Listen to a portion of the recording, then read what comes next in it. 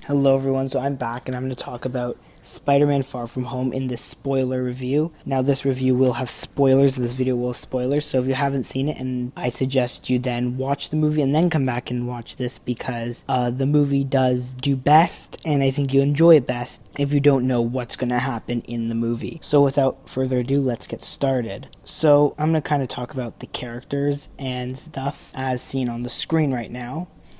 And in that order. So let's start with Peter Parker. So Peter, of course, has his doubts about Spider-Man, and he's trying to find his place in the world, in a world that doesn't include Iron Man, while trying to avoid the responsibility of being the new Iron Man, which is something kind of from the beginning people are kind of putting on him, and it's kind of his main conflict in the movie is him trying to not be the new Iron Man. And this really does kind of set up why he trusts Mysterio and why he's trying to push off the responsibility that Iron Man had to other people throughout the movie, and why, of course, Mysterio gets the better of him and is able to kind of use his vulnerability against him. He's also trying to get his relationship with MJ to work while trying to, deal with his other life, which is Spider-Man.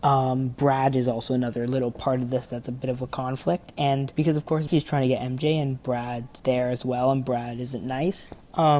Maybe Brad will have a bigger role in the future, who knows? Maybe he won't, we don't know. And then MJ, of course. MJ is a more important character and is much more of the central focus in terms of the best friend role and is more about her and Peter's relationship growing. And she's really different from other Spider-Man love interests, as she's more helpful and is not always that person who needs saving, and is able to really show range and become a better character almost than she was in Homecoming, as she's able to have a bit more of that range and is able to not just be that cynical kind of person who's just there.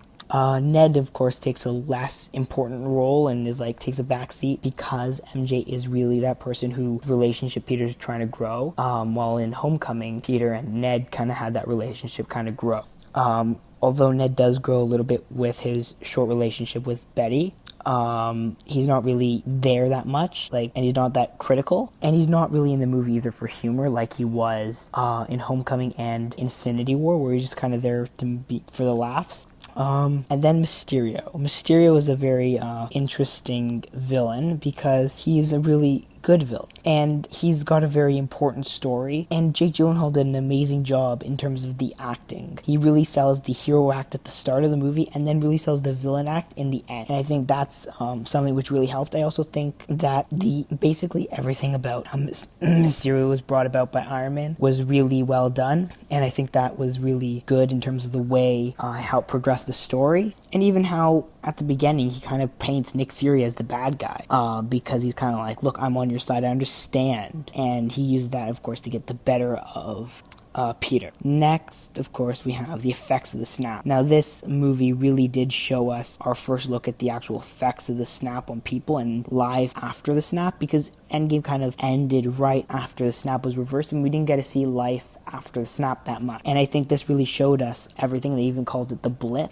And it kind of explained, everyone, of course, who was 5 years, during those 5 years, everyone who was snapped didn't age, and everyone who wasn't snapped did age. And so that, of course, changes things. And that was really good to kind of get that perspective. And the snap did have lasting impacts on the story, and I think it will have lasting impacts into the future of the MCU, hopefully. Although it didn't have as much of an impact as I expected it to, but it was there, and I think we'll get to probably see more of that in the future. The fight scenes in this movie were really good, particularly the Mysterio verse Spider-Man fight scenes where Mysterio was doing the whole illusion things, and he was like the graveyard with Iron Man's head, and all those scenes were really well done. They're very Doctor Strange-like in terms of illusions, kind of using illusions as a way to fight, and I thought it was really, really well done, and it looked visually amazing, and I think those scenes were the best scenes in the entire movie, and those really were you're kind of like, okay, I see where this movie's going, and then suddenly it throws in this scene, and you're like, oh my god, that's amazing, and then he gets hit by a train, and then kind of like, okay, this is pretty good, oh my god, this is great, and then you see another one of these scenes at the very end, and you're like, it's amazing. The twists, I think, are also something which are very important to the story, because, of course, the Mysterio twist, and even me, someone who,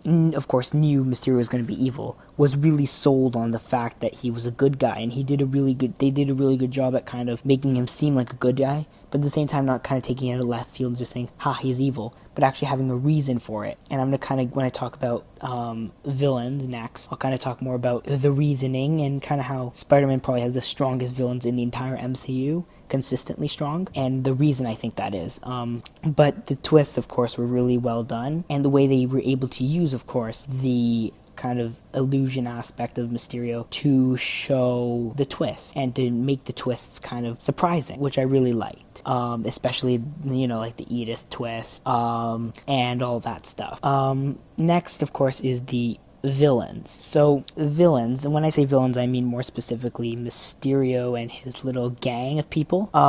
I think Mysterio's gang of people, especially that dude from Iron Man 1, they were really good, and I kind of liked how they were, again, just like Vulture, the people who were angry at Tony being this big kind of dude who looked down upon all these people, and I think that this is why they happen to be probably Mysterio and Vulture are the two strongest MCU villains, is because they use aspects of other movies and use Tony Stark as a reason, which is really good because Tony Stark was always very egotistical, and you kind of get to see that, like, look, these people who he fires, it has an effect on them, and then they end up being evil. And how they even brought it back to, like, look, this dude helped develop the barf technology that he used in Civil War, and he kind of just threw it aside. Or this other dude was, like, yelled at by Obadiah Stane in Iron Man 1 to build that armor because Tony could do it. And, it's really interesting because that, I think, makes them such strong villains. And I really did love Mysterio and how he realized Tony's gone now. I can come back and I can be that hero that Iron Man was. Because you can be the smartest person,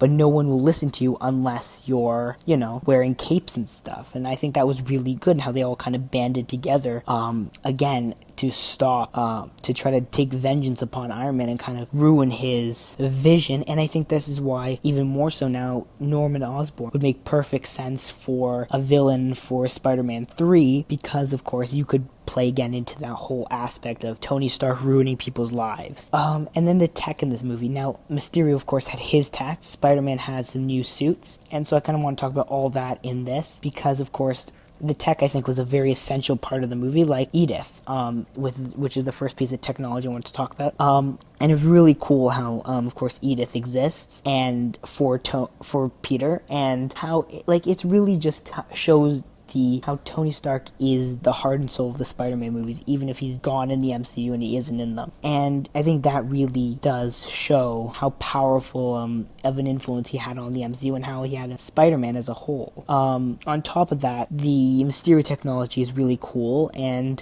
I love the way the illusions work. And I think it was really, really well done. That's all I can really say. I love the electricity stuff from Spider-Man stuff. And I love how Spider-Man then did end up building his own suit. And which kind of just squashes the complaint that people don't like the fact that Spider-Man doesn't build his own suit. So I do like that aspect of it as well. Now S.H.I.E.L.D. Now S.H.I.E.L.D. is kind of featured in this a little bit, and I think it's really important that S.H.I.E.L.D. was in this because, Nick Fury and the aftermath when it comes to all that stuff. Also, on top of that, I think that the whole Peter and Tony similarities, especially that one scene with Peter building his suit and the music, and how it was just like Iron Man 1, and how Happy even noticed that, and how we all noticed that, and how it was really cool that it really mirrored Iron Man when he was building his first suit. And I really think this shows just, it was just really good, and it was a good way to kind of tie Iron Man back into everything. And I loved the other part of this, which was the score, and I think the score in this movie was really good, and I think it was probably the best MCU score ever. And it was just like Homecoming. It had an amazing score, and I loved it. It was really well done. It wasn't lazy or whatever. Next is, of course, Happy and May, and how they have a relationship, kind of, which is really cool. And, I mean, honestly, this is something which, we kind of saw from the trailers even. And, I mean, I'm excited to see how this kind of progresses in the future. Maybe this will have some bearing if, we maybe see, let's say, Aunt May's death in the MCU at some point, through some sort of Death of Spider-Man arc, which they could be easily setting up, considering now Peter's identity is revealed to the world, or Spider-Man's identity, I guess. And then, of course, there are are the two end credit scenes. The first one, which is which I'll talk about later more in depth, another video. But the first one, which is of course the J. Jonah Jameson revealing the identity of Spider-Man, and of course J. Jonah Jameson, which is really cool. I'm still not sure who plays him, but whoever it is, again, really cool. And of course how Mysterio's plan kind of works, and how I think this end credit scene happens to be the most important end credit scene in the entire MCU, because it's something that actually really sets something up, and I think it's really good. And the second one, of course, is kind of a throwaway, but also really still important, because it kind of explains why Nick Fury couldn't call any other Avengers, because of course Nick Fury and Maria Hill were both Skrulls, and Nick Fury just kind of chilling on a Skrull ship the entire time, like the real one. So that was kind of cool.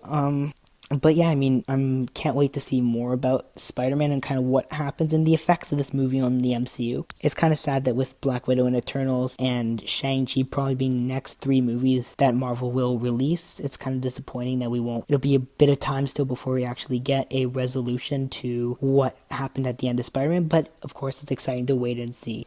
So let me know what you thought of Spider-Man down below. Did you love the movie? Did you hate it? Don't forget to like, subscribe, comment, share your thoughts, follow us on social media, and of course, see you next time. Bye.